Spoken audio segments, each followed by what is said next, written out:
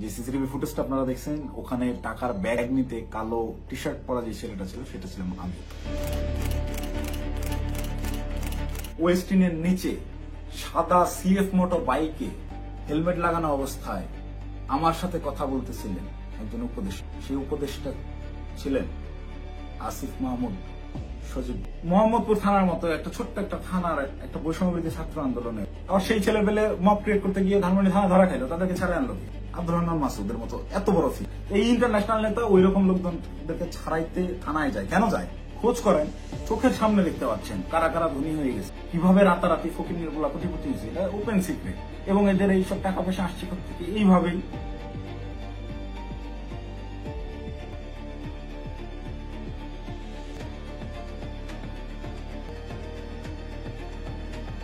আসসালামু আলাইকুম, আমি জানে আলম অপু। সম্প্রতি গুলশানে বরিশালের এই যে নারী এমপির বাসায় চাঁদাবাজির যে ঘটনার ভিডিও ফুটেজ ভাইরাল হয়েছে, যে সিসিটিভি ফুটেজটা আপনারা দেখছেন, ওখানে টাকার ব্যাগ নিতে কালো টি শার্ট পরা যে ছেলেটা ছিল সেটা ছিলাম আমি।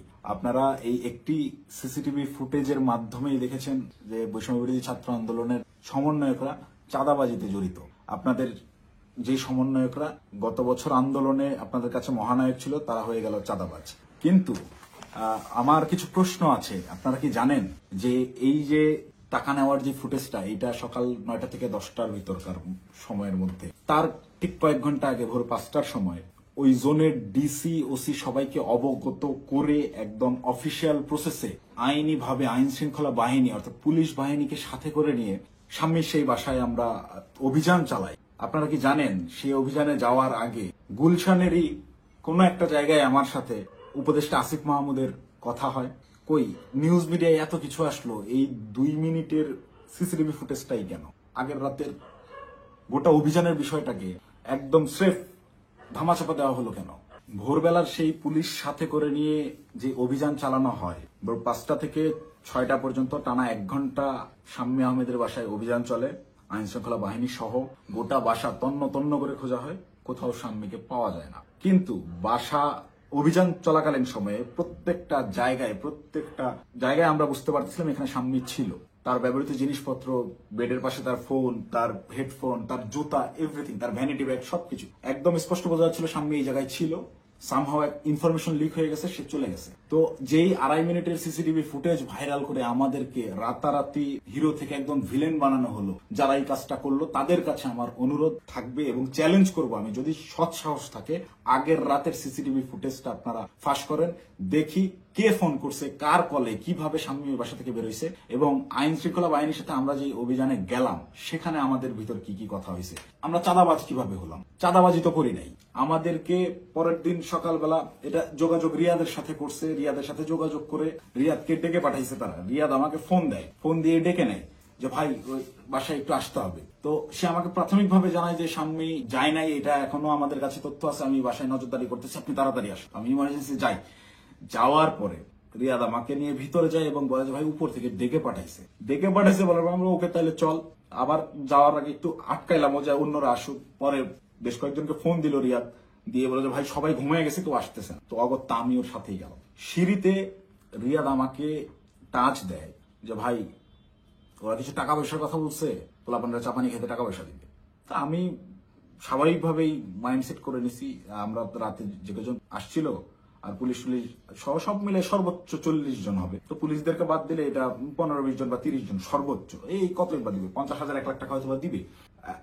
এইটা একদম নর্মাল থট থেকে ভাবছি। এই ভেবেই আমি ওর সাথে ভিতরে যাই। ও আমাকে বলে দিছে যে আমি বলছি যে আমি ভাই এগুলা আমার মন সাইদের, আমি কথাবার্তা বলতে পারি না। বলে আপনার কথা বলতে হবে না, আপনি রাতে খুব ভালো রোল প্লে করছেন, আপনারা ওরা ভয় পাবে। আপনি যেভাবে সব জায়গায় খোঁজাখুঁজি করছেন, চিল্লাচিল্লি করছেন, আপনারা ওরা ভয় পাবে। আপনার ফেসটা খালি দরকার, আপনি খালি আমার সাথে তাল মেলাবেন, বাকিটা আমি দেখবো। তো আমি যে গেছি তার সাথে, একটু আমার ভিতরেও ওই সময় হয়তো লোভ আসছে, আমি নিজেকে কন্ট্রোল করতে পারি, বা ওই মুহূর্তে সঠিক ডিসিশনটা কি হবে আমি নিতে পারিনি। খুব ইনস্ট্যান্ট, সিঁড়িতে উঠতেছি আর 2 ধাপ গেলে আমি বাসার দরজায় চলে যাবো, এতটুকু সময়ের ভিতরে আমাকে সিদ্ধান্ত নিতে হয়েছে। তো এটা আমার ভুল সিদ্ধান্ত হয়তো বা ছিল। ভিতরে গেলাম, গিয়ে বসলাম। বসার পরেই ওই শাম্মীর হাজবেন্ড এসে 5 লাখ টাকার অফার করে যে আমি তোমাদেরকে 5 লাখ টাকা দিচ্ছি, তোমরা যারা ছিলে তোমরা চা পানি খায়ও, আমরা শান্তিপ্রিয় মানুষ, আমি সারা জীবন চাকরি করছি, কোনো রাজনীতি করি নাই, চাকরির রিটায়ারমেন্ট শেষে এখানে আছি, রেস্ট করতেছি, এই বয়সে এসে আমাদেরকে আর তোমরা হয়রানি করিও না, আমি কোনো রাজনীতির মধ্যে নাই, তো আমাদেরকে একটু শান্তিতে থাকতে দাও। এবং উনি আরো একটা প্রশ্ন করেন যে আমাদের তথ্য তোমাদেরকে কে দিছে, তোমরা কিভাবে জানলা যে আমরা এইখানে আছি। এই দুইটা বিষয় উনি জিজ্ঞেস করেন, একটা হচ্ছে অনুরোধ করেন ওনাদেরকে ডিস্টার্ব না করতে, আরেকটা হচ্ছে ওনারা যে এই বাসায় আছেন, স্বামী যে এই বাসায় থাকেন বা ওনারা এই বাসায় আছেন, এই তথ্যটা কে দিছে। এই দুইটা ইসের বিনিময়ে সে 5 লাখ টাকা দিতে রাজি হয় এবং আনতে চলে যায় এখন, যে তো আমি তোমাকে 5 লাখ টাকা দিচ্ছি, তোমরা এটা নিয়ে যাও।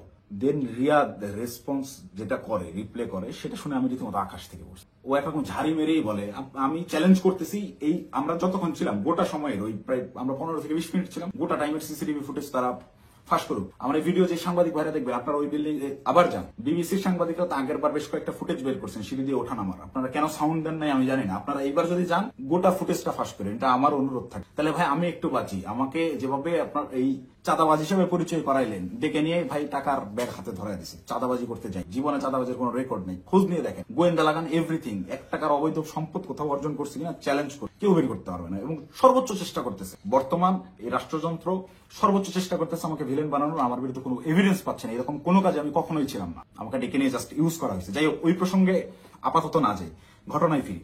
এখানে রিয়াদ রিপ্লেতে বলল যে কিসের 5 লাখ, 1 কোটির নিচে কথাই হবে না, আপনাদের মান ইজ্জত সব বাঁচাই দিলাম, আত্মীয় স্বজনের কাছে কালার খাইতে হলো না, জেল খাটতে হলো না, কোনো কিছু করতে হলো না। আমি ভাই রীতিমতো 1 কোটি টাকার কথা শুনে হয়েছি যতটা, তার চাইতেও বেশি হয়েছি। অকপটে বলতেছে যে আপনাদেরকে জেল খাটা লাগলো না, কিছু না, আত্মীয় স্বজনের কাছে মানহানি হলো না, মিডিয়া হলো না, কোনো কিছু হলো না, এটার বিনিময়ে শুধু 5 লাখ।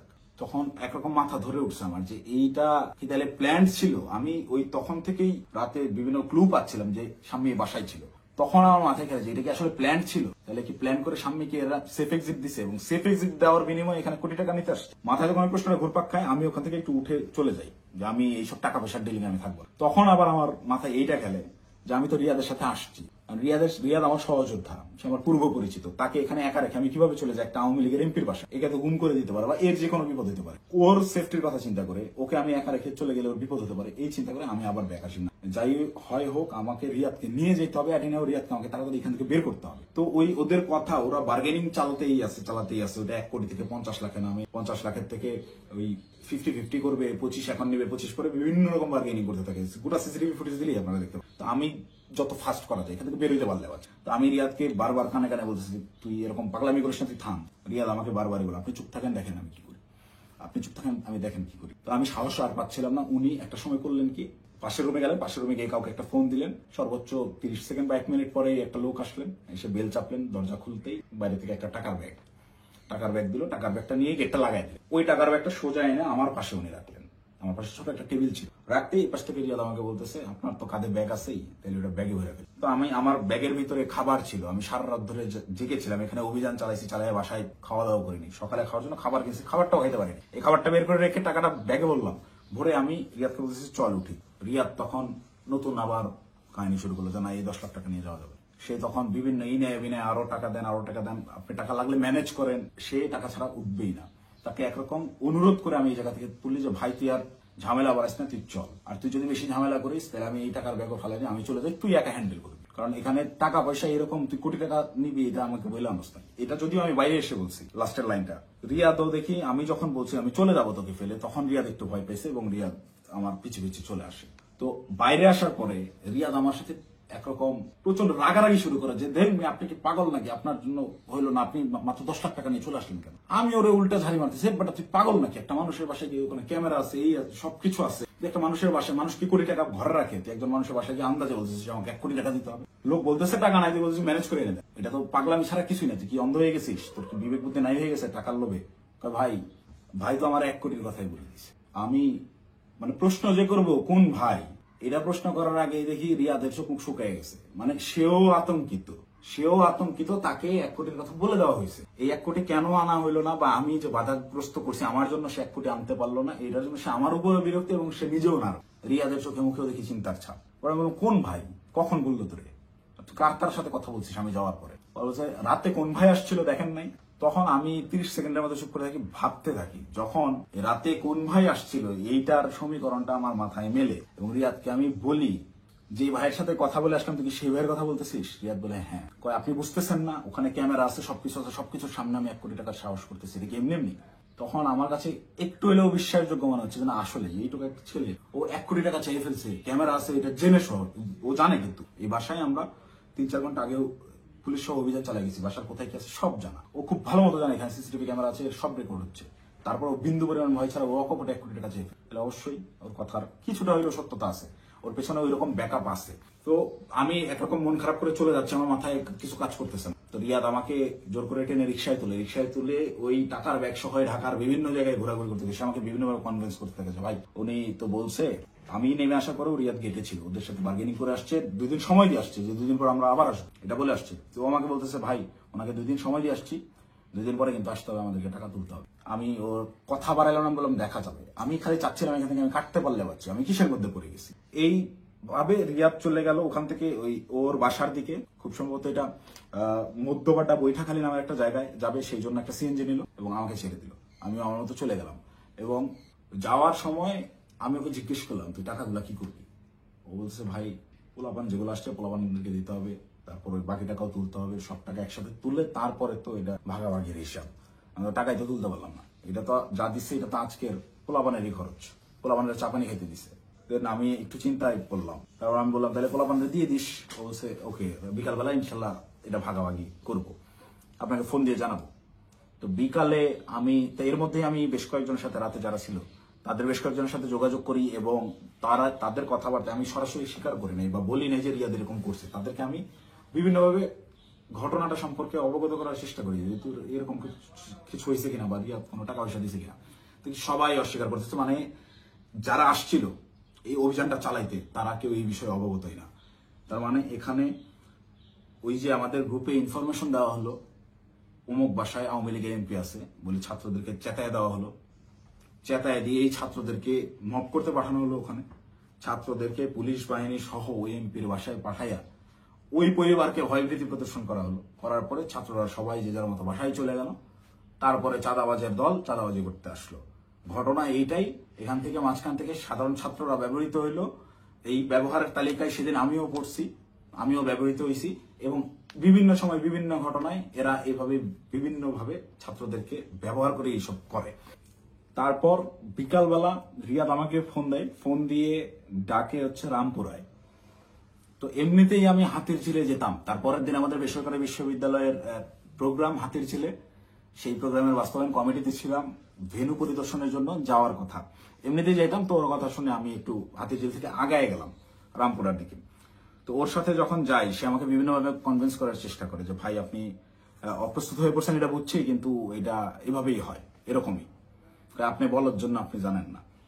সে আমাকে ইনে বিনে বিভিন্নভাবে প্রলোভন দেওয়া শুরু করে যে আপনি আপনি এ যাবত আপনি কয় টাকার মালিক, আপনি কয় টাকা কামাইছেন।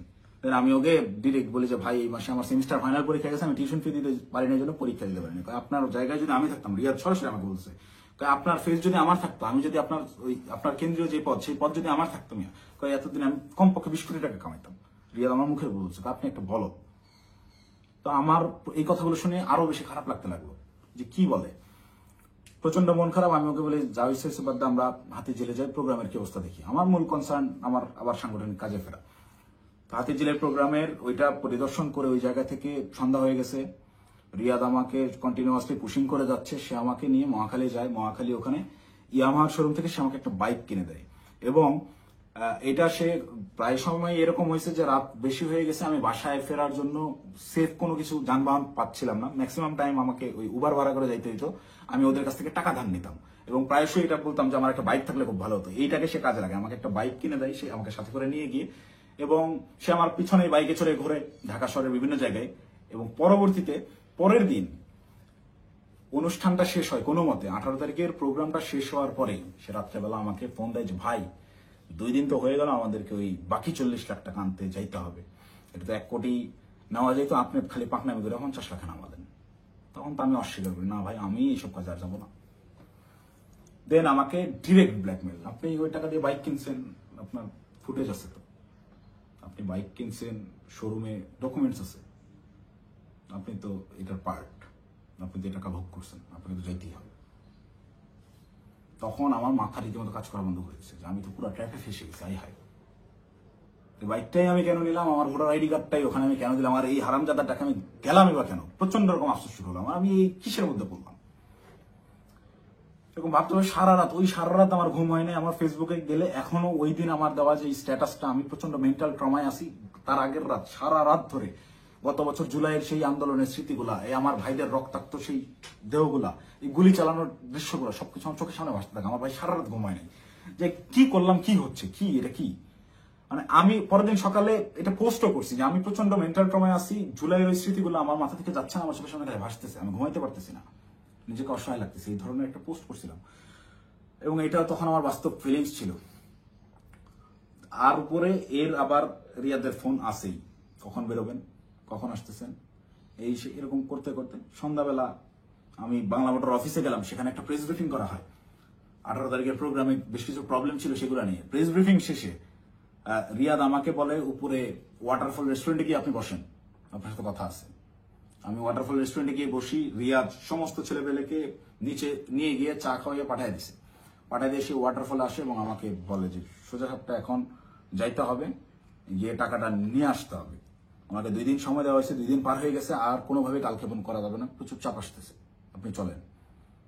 তো আমি একরকম চিপাই পড়ে গেছি। ওর কথা শুনে আমি ওই জায়গায় যে রেস্টুরেন্টে বসছি, ওইখান থেকে বের হওয়ার অপশন নাই। তো আমি বাধ্য হয়ে বললাম আচ্ছা চল দেখা যাক। তো এই দিন গিয়ে আমি সর্বোচ্চ চেষ্টা করছিলাম যে কিভাবে এটা এড়ানো যায়। আমি গেটের সামনেই হোন্ডা থামায় ভিতরে ঢুকে দারোয়ানের সাথে কথাবার্তা বলে ওদের উপরে গিয়ে 2টা বেল চেপে আমি খালি ওরা টানতেছি, যারা বাসায় নেই আয়, তুই দরজা খুলবে না, আয় আয়, এই বলে ওকে বের করে নিয়ে আসছি। নিয়ে আসার পরে আবার হোন্ডা টান দিয়ে চলে আসছি। তারপর থেকে ওই দিন থেকে আমি ওর সাথে যোগাযোগ করা বন্ধ করে দিছি। টানা 2 দিন ওর সাথে আর যোগাযোগ করি নাই। ও আমাকে মেসেজ দেয় বিভিন্ন ভাবে, আমি যে টাকা নিছি, আমাকে যে ট্র্যাপে ফালানো হচ্ছে, এইটা বারবার সে উল্লেখ করার চেষ্টা করে। আমাকে মেসেজ করে, ভাই টাকা নিয়ে হারায় গেলেন, খোঁজ নাই কেন। প্রত্যেকটা মেসেজে টাকা শব্দটা মেনশন করে, যেন পরবর্তীতে সেটা স্ক্রিনশট আমার বিরুদ্ধে ব্যবহার করতে পারে, বা আমাকে বোঝায় যে তুমি যে টাকা নিছো এটা কিন্তু এভিডেন্স আছে। আমাকে ব্ল্যাকমেল করার চেষ্টা করে। তো আমি রিয়াদের মেসেজ রেসপন্স করা অফ করে দিলাম একটা সময়। এবং যখন দেখলাম আমি ট্র্যাপে ফেসে গেছি এবং ওরা যা বলে আমাকে তাই করতে হবে, তখন আমি রিয়াদের সাথে সম্পূর্ণরূপে যোগাযোগ করা বন্ধ করে দিই এবং রিয়াদকে বলি, তুই যদি আমাকে এইগুলো নিয়ে চাপ দিস তাহলে আমি কিন্তু সমস্ত কিছু ফাঁস করে দেবো, এবং ওই বাসায় তুই যদি আরেকবার যাস, আমি এখনই ওই বাসার লোককে ফোন দিব, সে যেন থানায় বলে রাখে, পুলিশ দিয়ে তোদের যেন ধরায় দেয়, অথবা এই সিসিটিভি ফুটেজ যেন ফাঁস করে দেয়, আমার যা হবে হবে, তোদের এইসব আমি আর মানতে পারতেছি না। দেন রিয়াদও ভয় পেয়ে যায়, একরকম ও আমাকে থ্রেট মনে করা শুরু করে। ও দেখি রিয়াদ আর ভয় আমার সাথে যোগাযোগ করতেছে না। এবং সর্বশেষ যে ঘটনাটা ঘটে, রিয়াদ যেদিন ধরা খায় সেই দিন সে আমাকে না জানায় গেছে, সে আমাকে থ্রেট মনে করা শুরু করে। এবং এইটা সে তার উপর লেভেলের যে ভাইরা আছে, যে ভাইরা তাকে নিয়ন্ত্রণ করে, সেই ভাইদেরকে সে জানায় যে অপু এটা পজিটিভলি নেয় নাই, প্রচুর সমস্যা করতেছে। আর আসলে পজিটিভলি নেওয়ার মতো না, এই এক্সপিরিয়েন্স আমার লাইফে ফার্স্ট টাইম। তো রিয়াদ ওই দিন যে গেল আমাকে সম্পূর্ণরূপে না জানায়, এবং আমার কোনো আগ্রহ ছিল না, আমি ওইটাতে যাইও নাই, এবং আমি যাব না জন্যই, ওদের এই ট্র্যাপে আমি আর ইউজ হব না জন্য প্রচন্ড রাগে ক্ষোভে আমি একরকম ওই ফোন টোন সব অফ করে একটু সাইলেন্ট হয়ে যাই, যে আমাকে যেন না পায়। আমার ভালোই লাগতেছে না, আমার বিবেকের তাড়নায় আমার মন চাচ্ছিল আত্মহত্যা করি। মানে আমার কিছু করার নাই, ওরা ব্ল্যাকমেল করা শুরু করছে, আপনি হোন্ডা কিনছেন, এই করছেন সেই করছেন। রিয়াদ যেদিন অ্যারেস্ট হয়েছে, অ্যারেস্ট হয়ে প্রথমে থানায় গিয়ে প্রথম স্টেটমেন্টই এটা দিছে যে এই জায়গায় চাঁদাবাজি জানে আলম অপু করছে, টাকা জানে আলম অপু নিচ্ছে, সেই টাকা দিয়ে সে বাইক কিনছে। মানে এইটা পূর্ব থেকেই ওকে শেখানো স্টেটমেন্ট। টাকা নিলি 10 লাখ, থানায় গিয়ে সাংবাদিকদের সামনে বলতেছে যে এরা 5 লাখ টাকা দিচ্ছে, 5 লাখ টাকায় জানা আলম অপু নিচ্ছে, নিয়ে 3 লাখ টাকা দিয়ে বাইক কিনছে, বাকি টাকা ওর ওয়াইফের চিকিৎসায় খরচ করছে। মুখস্থ বয়ান বলে দিবি, তুই কি জানোস আমার ওয়াইফ অসুস্থ কিনা, আন্দাজে একটা কথা যে বলে দিল। আমার ওয়াইফের গত 6 মাসে ওই রকম মেজর কোনো অসুস্থতা আসে নাই যে যার জন্য মেডিকেলে টাকা দিতে হবে। যাই হোক, রিয়াদ অ্যারেস্ট হয়ে থানায় গিয়ে যখন প্রথম স্টেটমেন্টটাই আমার বিরুদ্ধে দিল, এবং ওই জিনিসগুলো যখন আমি দেখলাম যে আমার সিসিটিভি ফুটেজ ভাইরাল করা হয়েছে, এবং রিয়াদ রিমান্ডে তো গেল পরে, আমি রিমান্ডে যাওয়ার পরে স্টেটমেন্ট দিলেও আমি বলতে পারতাম যে সে নির্যাতনের ঠেলায় হয়তোবা নিজে বাঁচার জন্য দোষ আমার উপর পার করেছে, তা না, সে অ্যারেস্ট হয়ে থানায় গিয়ে প্রথম স্টেটমেন্ট দিচ্ছে আমার বিরুদ্ধে যে এইগুলো সব জানালো মুখ করছে। এটা তার শেখানো বলে ছিল, তার উদ্দেশ্য ছিল আমাকে কর দেওয়া। এবং এখন পর্যন্ত রিয়াদের বিষয়টাকে ইচ্ছাকৃতভাবে মিডিয়া ট্রায়ালে রাখা হয়েছে, যতক্ষণ পর্যন্ত আমাকে না ধরতে পারবে, এই সমস্ত দোষ আমার উপরে না চাপাইতে পারবে, ততক্ষণ পর্যন্ত এরা থামাবে না। এরা আমি বাইরে থাকার থ্রেড মনে করতেছে, আমি আসতেছি, যে কোনো যে কোনো সময় আমি অ্যারেস্ট হয়ে যেতে পারি, আমাকে ওই হাসিনার মতো গুম করা হবে। হাসিনা যেভাবে নিয়ে আয়না ঘরে রাখতো মানুষজনকে, কেউ জানতো না, বলতো সে নিজে একা একা হারায় গেছে। আমাকে বলতো যে সে চাঁদাবাজি করছে, করে এখন গা ঢাকা দিছে, কোথায় না কোথায় গিয়ে আছে। তো আমি জানি না আমার আসলে কি অপেক্ষা করতেছে, তবে আমি মহান আল্লাহ তাআলার কাছে শুকরিয়া জ্ঞাপন করতেছি। হয়তোবা জীবনে কোনো একটা ভালো কাজ করছিলাম, যার বিনিময়ে আল্লাহ তাআলা আমাকে ওই দিন ওই জায়গাটায় নেওয়া থেকে বিরত রাখছিলেন। আল্লাহ তাআলা হয়তোবা চান নাই যে আমি ওই পরিমাণ বেইজ্জতি হই, যার কারণে আমাকে নেয় নাই। আমি শুকরিয়া আদায় করি মহান আল্লাহ তাআলার কাছে, আমি চিরকৃতজ্ঞ। যাই হোক, এখন আমি যে কোনো সময় আমাকে আপনারা জেলখানায় দেখতে পারেন, আমার লাশ আপনারা নদীতে ভাসতে দেখতে পারেন, অথবা হঠাৎ করে একদিন টেলিভিশন খুলে দেখবেন যে আমি ওই বসে আছি, আমার সামনে প্রচুর প্রচুর টাকা পয়সা, মদ, তারপর হচ্ছে অস্ত্র শস্ত্র দিয়ে আমাকে দেখানো হচ্ছে আমি ঢাকা শহরের সবচেয়ে বড় মাফিয়া ছিলাম, গ্যাংস্টার ছিলাম, আমাকে অ্যারেস্ট করা হয়েছে। এরকম যে কোনো নাটকই সাজানো হইতেই পারে। তো এই নাটকগুলো যদি সাজানো হতে পারে, বা আমাকে এভাবে ফাঁসানো হতে পারে, আমাকে দিয়ে এই কথাগুলো বলানো হতে পারে, তার আগেই সঠিক সত্যটা জাতির উদ্দেশ্যে, জাতিরকে জানানোর জন্য আমার এই ভিডিওটা বানানো। এখন আসি, অনেকেই এই ভিডিও দেখে বলবেন যে ভাই তুই এই 4-5 দিন ধরে চুপচাপ থেকে খুব সুন্দর স্ক্রিপ্ট লিখছিস। অনেকে, আমি যখন পোস্ট করছিলাম যে আমি গোটা বিষয়টা ক্ল্যারিফিকেশন একটা ভিডিও দিব, অনেকেই কমেন্ট করছে যে হ্যাঁ ভাই সময় নেন, সমস্যা নাই, ভালো করে স্ক্রিপ্ট লেখেন তারপর আইসেন। তো এইখানেও যারা বলবেন যে স্ক্রিপ্ট করা হয়েছে, তাদেরকে আমি বলবো ওই 17 জুলাই, 16 জুলাই পার হয়ে 12টার পরে, যখন 17 জুলাই পরে, ওই 17 জুলাই ভোর 4:15 থেকে 30, এই 15 মিনিট সময়, কিংবা 4:10 থেকে 4:30, এই 20 মিনিট, বা আমি যদি আরো 10 মিনিট বাড়াই, 4:10 থেকে 4:40 পর্যন্ত 30 মিনিট আমি বললাম, এই 30 মিনিটের ওই যে গুলশান 2 মোড় পার হয়ে যেই 5 স্টার হোটেলটা, ওয়েস্টিন ইন্টারন্যাশনাল যে হোটেলটা, এই ওয়েস্টিনের নিচে সাদা সিএফ মোটো বাইকে হেলমেট লাগানো অবস্থায় আমার সাথে কথা বলতেছিলেন একজন উপদেষ্টা। সেই উপদেষ্টা ছিলেন আসিফ মাহমুদ সজীব ভুইয়া।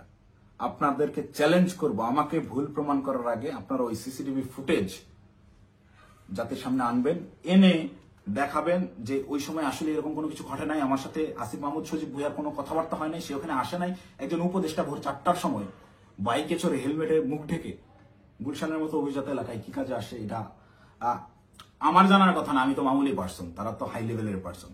আর আমার সাথেই কেন কথা বলতে হয়, বা কি বা কথা হয়।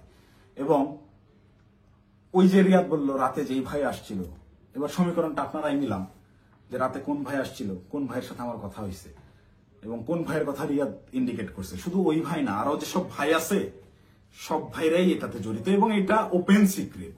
এই সকল ভাইরা, এই যে আমাদের আসিফ মাহমুদ সজীব ভুইয়া ভাই সেদিন যে সিএফ মোটো বাইকটা নিয়ে আসছে, এই রাত্রেবেলা বাইক রাইডিং করতে সে গুলশানে আসছে, ওই ওয়েস্টিনে 5 স্টার হোটেলে ছাড়া সে বসে না কোথাও। সে ওই গত বছর জুলাইতেও 50,000 60,000 টাকা দামের সেকেন্ড হ্যান্ড একটা স্কুটি চালাইতো, এখন সে সিএফ মোটো চালায়। যাই হোক, এটা চোখের সামনে আপনাদের কে কি করছে, আঙ্গুল ফুলে কলা গাছ কিভাবে হয়েছে। যে সকল ছেলেপেলেরা ওই হলে থাকতে পারতো না ছাত্রলীগের যন্ত্রণায়, বাইরে বাসা ভাড়া নিয়ে থাকবে, বাসা ভাড়ার টাকা থাকতো না, বিভিন্ন রাজনৈতিক নেতাদের কাছ থেকে টাকা ধার নিয়ে থাকতে হইতো, ডোনেশনে যাদের ম্যাচ ভাড়া চলছে, তারা এখন ডুপ্লেক্স বাড়িতে থাকে, নিজস্ব গাড়িতে চলাফেরা করে। এটা গোটা জাতি জানে। আমি আসলে এমনিতেই তো আমাকে যথেষ্ট পরিমাণ ট্র্যাপে ফেলানোর চেষ্টা করতেছে। তো আমার মনে হয় যে এই বিষয়গুলো ক্লিয়ার না করে গেলে আমাকে দিয়ে ওরা যে কোনো স্টেটমেন্ট দেওয়া হতো। একটা ছোট্ট ক্লু দিই, রিয়াদের সাথে অ্যারেস্ট হওয়া যেই 4টা ছেলে, এই 4টা ছেলে এই ঘটনার কোনো কিছুই জানে না। এই 4টা ছেলেকে রিয়াদ একইভাবে আমাকে যেরকম বলছে ওই সাময়িকা পাওয়া গেছে আপনি আসেন এই বলে নিয়ে যে ব্যবহার করছে, ওই আমাকে খালি বলছে যে আপনি রাতে অনেক ভালো ভূমিকা রাখছেন, আপনার ফেসটাই আনাফ, আপনারা দেখলেই ভয় পাবে ওরা। ঠিক তেমনি ভাবে এই কয়েকটা ছেলে পেলে নিয়ে গেছে যে তোদের কিছু করতে হবে না, তোরা খালি চুপচাপ দাঁড়ায় থাকবি, যা করার আমি করবো। এইরকম কোন একটা প্রলোভন দিয়ে এই ছেলেগুলোকে নিয়ে গিয়ে ফাঁসাইছে। ফাঁসানোর পরে এরা রিমান্ডে গেল। এরা কি হত্যা করছে ভাই? 10 দিনের রিমান্ড কেন লাগবে?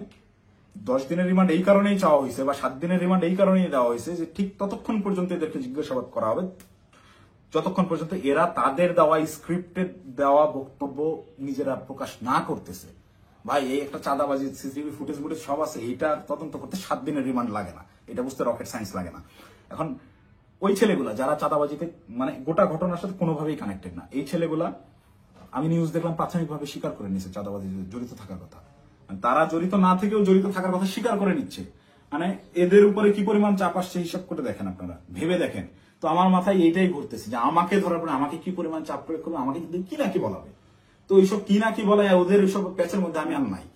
আমি সত্যটা বলে গেলাম, এখন যদি আমাকে গুম করে, আমাকে খুন করে, যাই করুক, আমি ভিডিওতে যা বলে গেলাম এটা শতভাগ সত্য, আমি দায়িত্ব নিয়ে বলতেছি।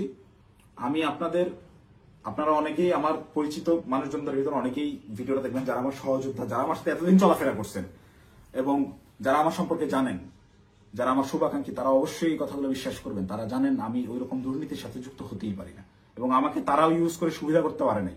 সুবিধা করতে পারে নাই জন্যই আমাকে আটকে দেওয়ার এত চেষ্টা। তো আমি যদি গুম হয়ে যাই, খুন হয়ে যাই, নিখোঁজ হয়ে যাই, যাই হোক, আমাকে যাই করুক, আপনারা দয়া করে এই সত্যটা জেনে রাখবেন, এইটাই প্রচার করবেন। অপু চাঁদাবাজ ছিল না, এবং জুলাইকে বিক্রি করে চাঁদাবাজি যারা করতেছে, যারা ধনী হয়েছে, ফকির পোলারা কোটিপতি হয়েছে, তাদের বিরুদ্ধে আওয়াজ তুলতে গিয়ে অপু নিজেই চাঁদাবাজ হয়ে গেছে, ষড়যন্ত্রের শিকার হয়ে। ভাই আমি যদি চাঁদাবাজি করতাম, ভাই এই 1 মাস আগে আমার ইউনিভার্সিটিতে আমার সেমিস্টার ফাইনাল পরীক্ষা গেল, মাত্র 60 থেকে 70 হাজার টাকার মতো আমার ডিউ ছিল। এই 60-70 হাজার টাকা আমি দিতে পারিনি, এই জন্য পরীক্ষা দিতে পারিনি। আমি এনসিপির পদযাত্রায় গেলাম 5 তারিখে পদযাত্রা আমার জেলায় ছিল, আমি 4 তারিখে গেছি। আত্মীয় স্বজন, বাসার ফ্যামিলি মেম্বার সবাই জানে যে আমি আমার জেলায় সমাবেশ, এই কারণে আমি পরীক্ষা দিচ্ছি না। আসলে আমি টাকার অভাবে পরীক্ষা দিইনি। আপনার ইউনিভার্সিটিতে খোঁজ নিয়ে দেখেন, আমার পোর্টালে গিয়ে দেখেন আমার ডিউ কত টাকা। আমি রেজিস্ট্রার স্যারকে মেইল করছিলাম যে স্যার আমাকে পরীক্ষা দেওয়ার পারমিশন দেওয়া যায় কিনা, তারা আমাকে পরীক্ষা দেওয়ার পারমিশন দেয় নাই ডিউ রেখে। আমি এনসিপির সমাবেশে যাই 4 তারিখ, আমার বউয়ের কাছ থেকে 4,000 টাকা ধার নিয়ে যাই, এবং ওই টাকা শেষ হওয়ার পরে আরেক ফ্রেন্ডের কাছ থেকে 2,000 টাকা ধার আনি। এভাবে ধার দেনা করে চলা লোক আমি যদি চাঁদাবাজি করতাম, ওদের মতো কোটি কোটি টাকার মালিকই হইতাম, ওদের সাথে লিয়াজু করে এইসব করতাম, আমাকে এত কষ্টের দিন যাপন করতে হইতো না। তো আমাকে চাঁদাবাজের যে নাটক করে আমাকে চাঁদাবাজ বানায় ভিলেন বানানো হইলো, এদের জন্যই, এদের সাথে থেকে জুলাই এইরকম সংগ্রাম করছি, মানে আমার মাথায় খেলে না। আমি জুলাইতে, আপনারা যারা আমাকে আগে থেকে চেনেন তারা দেখছেন কিভাবে আমি একদম মুমূর্ষু অবস্থায় হাসপাতালে 13 দিন 14 দিন পড়েছিলাম। 30% 40% রিকভার করছি। অর্ধেক অসুস্থ অবস্থায় হাসপাতালের বেড থেকে চিকিৎসাধীন অবস্থায় আমি উঠে গিয়ে আবার আন্দোলনে যোগ দিয়েছি। আমার মন মানতেছিল না, আমার বিবেক কোনোভাবেই থামতেছিল না, আমার মস্তিষ্ক মাঠেই পড়েছিল না, আমার ভাইদেরকে হত্যা করতেছে, এটা আমি মানতে পারবো না। তো একইভাবে এই চাঁদাবাজের ঘটনায় যেভাবে আমি ফেসে গেলাম, আমার মাথায় এইটাই ঘুরছে, না এটাতে আর সায় দেওয়া যায় না, এটা আমি সায় দিতে পারবো না। সেদিন থেকেই আমি বিরূপ আচরণ শুরু করি। এইসব চিন্তা ভাবনা আমার মাথায় ঘুরতে থাকে।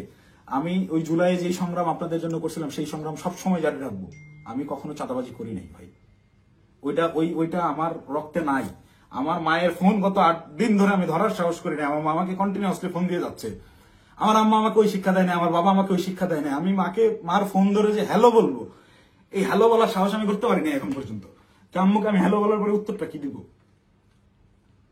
আমাকে আপনারা চাঁদাবাজ বানায় দেবেন ভাই।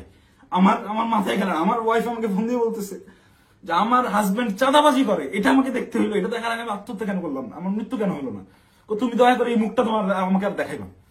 আমি আমার ওয়াইফের ফোন এখন পর্যন্ত আর ধরার সাহস করি না, ওই যে ফোনটা কাটছি। মানে আমার জীবনটাকে এইভাবে কি, যেই লোকজন আমাকে নিয়ে গর্ব করতো, আমার যেসব আত্মীয় স্বজন, ভাই ব্রাদার যারাই ছিল, যারা গর্ব করতো আমাকে দিয়ে, তারা দেখে আমাকে নিয়ে উল্টাপাল্টা লিখতেছে ফেসবুকে। যে সকল লোকজন বিভিন্ন রকম কাগজপত্র, অমুকের মামা, তমুকের খালা, অমুকের বউ, এরে ট্রান্সফার, ওরে প্রমোশন, আমার বাসায় কমপক্ষে 100 জন বিশেষ ক্যাডারের সিভি বইরা আছে, যারা আমার পিছে পিছে ঘুরছে, এই কাজ করে দেবো, ওই কাজ করে দেবো, এইসব লোকজন কোটি কোটি টাকার অফার, এগুলো কাজ আমি করি নাই জীবনে, করে সচিবালয় গিয়ে তদবির করি নাই। এদের কোনো প্রবলেম না। আমার এগুলো আমি বলে রেখে যান, দেখা যাবে হোয়াটসঅ্যাপে মেসেজ, ভাই দেখতেছি, পরের দিন থেকে আমি ইগনোর করি রীতিমতো। আমাকে কোনো প্রলোভনে এরা কেউই ফেলতে পারে না। কিন্তু আপনাকে মানে চাঁদাবাজ আপনাকে বানাবে কেন? চাঁদাবাজ বানাবে কেন? এই যে আমাকে ঘটনাটাই সিস্টেমেটিক্যালি রিয়াদ আমাকে ইনভলভ করে ফেললো। রিয়াদ তো আর জানতো না যে আমি এইভাবে রিয়াক্ট করে ফেলবো। রিয়াদ এটা কন্টিনিউয়াসলি করে, রিয়াদের বিরুদ্ধে প্রচুর অভিযোগ। ওর পেছনে শুধু ওর ওই মাঝরাতের ওই ভাই না, আরো অনেক ভাই জড়িত। ওকে অনেক ভাই শেল্টার দেয়, সেসব ভাইদের সাথে রিয়াদের কত ঘনিষ্ঠ সম্পর্ক, তার ছবি আপনারা দেখছেন। একটা কোলে নিয়ে ছবি তুলে, একটা ঘাড়ে নিয়ে ছবি তুলে, এটা এমনি এমনি না। আমি একজনকে চিনি না, তাকে আমি ঘাড়ে হাত দিয়ে ছবি তুলবো না, নর্মালি পাশে দাঁড়ায় ছবি তুলবো। হ্যাঁ, ব্যাপার আছে অনেক। ছবি তোলার ধরন, কথাবার্তার ধরন, আই কন্ট্যাক্ট, ওইগুলো দেখলে বোঝা যায় কার সাথে কিরকম সম্পর্ক। ফাইনালি এই যে আটকের যে নাটকটা, ভাই দেশে কত কি হয়ে যাচ্ছে, এই সামান্য ১-১০ লাখ টাকার জন্য এত বড় নাটক, এই 4 দিন 5 দিন ধরে মিডিয়ায় এই আর এই, এটা এমনি এমনি না ভাই। এখানে পেছনে রাঘব বোয়ালদেরকে ঢাকার জন্য এই চুনোপুটিদেরকে বলির পাঠা বানানো হয়েছে। এদেরকে আমি হলপ করে বলতে পারি, আমি যতদিন অ্যারেস্ট না হচ্ছি, এই ঘটনায় আমার উপর দোষ চাপানো না হবে, ততক্ষণ পর্যন্ত মিডিয়ার ট্রায়াল থামবে না। যদি আমি এই ভিডিওটা না দিতাম, আমাকে ধরে নিয়ে ভিলেন হিসাবে বানাই দিয়ে গোটা ঘটনা ধামাচাপা দিয়ে দিত। বাট সামহাউ আল্লাহ চাইছেন আমি ওই দিন ওখানে যাই নাই, এবং আমি না যাওয়ার কারণটাও এই সত্যটা জেনে যাওয়া। আমি যখন এই সত্যটা জানছি তখন থেকেই আমার বিবেকের তাড়নায় আমি একরকম আমার মাথা পাগল হয়ে গেছিল। একবার আমার আত্মহত্যার সিদ্ধান্ত নিচ্ছিলাম, একবার কি করবো ভেবে পাচ্ছিলাম যে আমি কোথায় এসে পড়লাম। এখন আপনি কি এরা চাচ্ছেন? আমাদেরকে দিয়ে, এরা আমাদের ছাত্রদেরকে ইউজ করে এইভাবে মব ক্রিয়েট করে চাঁদাবাজি করতেছে। আরে ভাই, এই ছাত্রদের রক্তের উপরে দাঁড়ায় এরা উপদেষ্টা হয়েছে। মানে নর্মাল থিঙ্কিং করেন আপনি, যখন এটা ভাববেন, আপনি ওই দিনগুলো যখন স্মরণ করবেন, আপনার চোখের সামনে একজন গুলি গেছে, রাস্তায় রক্ত পড়ে আছে, রক্তটা আপনার চোখের সামনে ভাসতেছে। এই রক্তের উপর দাঁড়ায় থাকা একজন লোক যখন এই রক্ত যারা ঝরাইছে সেই সকল ছাত্রদেরকেই আবারও ইউজ করে স্বার্থ হাসিল করতেছে। আমি তো মিথ্যা কথা বলতেছি না, খোঁজ করেন, চোখের সামনে দেখতে পাচ্ছেন কারা কারা ধনী হয়ে গেছে, কিভাবে রাতারাতি ফকির নির্বলা কোটিপতি হয়েছে, এটা ওপেন সিক্রেট। এবং এদের এইসব টাকা পয়সা আসছে থেকে এইভাবেই প্রত্যেকটা গ্রুপ, এই যে মোহাম্মদপুর থানায় আহ্বায়কে গ্রেফতার হইল, মোহাম্মদপুর থানার মতো একটা ছোট্ট একটা থানার একটা বৈষম্যবিরোধী ছাত্র আন্দোলনের আহ্বায়ক, যে ভোলা থেকে উঠে আসছে একটা ছেলে, সবাই মাত্র পলিটেকনিক পাশ করে আসছে, অনার্সে ভর্তি হয়েছে, বিএসসি করতে ভর্তি হয়েছে। এই ছেলে ঢাকা ইউনিভার্সিটিতে পড়ুয়া স্টুডেন্টের কাছে 1 কোটি টাকা চাঁদা চাচ্ছে। আর সেই ছেলে পেলে মব ক্রিয়েট করতে গিয়ে ধানমন্ডি থানা ধরা খাইলো, তাদেরকে ছাড়া আনলো গিয়ে। আব্দুল হান্নান মাসুদের মতো এত বড় ফিগার। আব্দুল হান্নান মাসুদ তো এখন ইন্টারন্যাশনাল নেতা হয়ে গেছে। সে একটা সেদিন একটু ইসে দেখলাম, সে বলছে আমাকে দেশের সবাই চিনে, ইন্টারন্যাশনাল নেতারাও চিনে, সে ইন্টারন্যাশনাল নেতা হয়ে গেছে। তো এই ইন্টারন্যাশনাল নেতা ওই রকম লোকজনদেরকে ছাড়াইতে থানায় যায়। কেন যায়? ওই রাব্বি নাম ছিল ছেলেটার, মোহাম্মদপুরের রাব্বি, ওই রাব্বি যদি কট খায় ওই জায়গায়, আব্দুল হান্নান মাসুদের নামটা ফ্ল্যাশ হয়ে যায়। আব্দুল হান্নান মাসুদকে, ওই রাব্বিকে সেভ করতেই হবে, কিচ্ছু করার নাই। সে মিডিয়ার সামনে ওই জায়গায় তোপের মুখে পড়ছে হান্নান মাসুদ, তাও রাব্বিকে ছেড়ে আসে নাই। পুলিশের সাথে নেগোসিয়েশন করে নিয়েই আসছে রাব্বিকে তারা ছাড়বে না। কিন্তু এই ঘটনাটাই আমি তো ধরা ছোঁয়ার বাইরে ছিলাম। রিয়াদকে তারা সেভ দিলেও আমি তো বাইরে ছিলাম, যে কোনো মুহূর্তে ফাঁস করতে পারি। এই ভয়ের জায়গা থেকে রিয়াদকেও আর বাঁচায় নাই, যে দুইটাকেই আটকাতে হবে। আমাকে ধরার জন্য সর্বোচ্চ চেষ্টা করতেছে। আমি কতক্ষণ বাইরে থাকবো, কতক্ষণ টিকে থাকবো আমি জানি না, যে কোনো সময় আমার যে কোনো কিছু হয়ে যেতে পারে। তো আমি গোটা জাতির কাছে সত্যটা বলে গেলাম, এবং সেই দিন সিদ্ধান্তহীনতায় হোক কিংবা লোভের বশবর্তী হয়ে হোক, আমি যে ভুল কাজটা করে ফেলছি, রিয়াদের প্ররোচনায় পড়ে ওই জায়গায় বাসায় ওনাদের দেওয়া ওই টাকাটা হাতে নিয়েছি, এইটার জন্য আমি গোটা দেশবাসীর কাছে ক্ষমা প্রার্থী, এবং আমি আমার দোষ স্বীকার করে নিচ্ছি। এবং আমি প্রচলিত আইন অনুযায়ী, যেহেতু আমার নামে মামলা হয়েছে, আমি বিচার ফেস করতে রাজি আছি।